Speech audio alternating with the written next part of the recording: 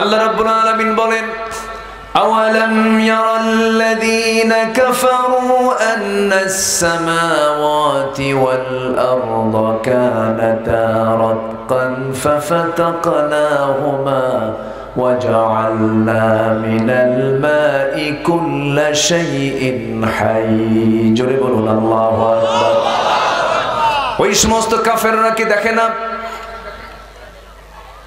আল্লাহ রাব্বুল আলামিন কেমন করে আকাশ এবং জমিনটাকে সৃষ্টি করেছেন? এমন একটা সময় চলে গেছে আসমান এবং জমিনটা একসঙ্গে লাগানো ছিল, ফাফাতাকনাহুমা, এরপরে এর মাঝে প্রচন্ড ধাক্কার মধ্য দিয়া এই মহাশূন্যের সৃষ্টি হয়েছে।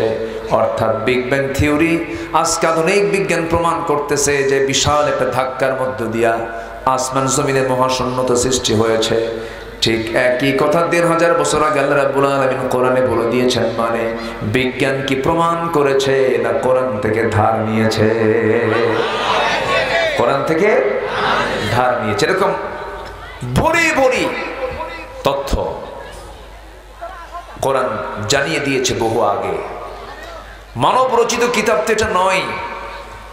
এটা যে কত বড় মজবুত কিতাব! আল্লাহর প্রতি বিশ্বাস, আল্লাহর প্রতি আস্থা, আখিরাতের প্রতি বিশ্বাসের এক নাম্বার মাধ্যম অবলম্বনই হলো কোরআন। কোরআন যার যত গভীরে, তার ঈমান তত তার গভীরে। আমরা কোরআনকে রপ্ত করব, বোঝার চেষ্টা করব। জোরে বলি ইনশাআল্লাহ, আরো জোরে বলি ইনশাআল্লাহ।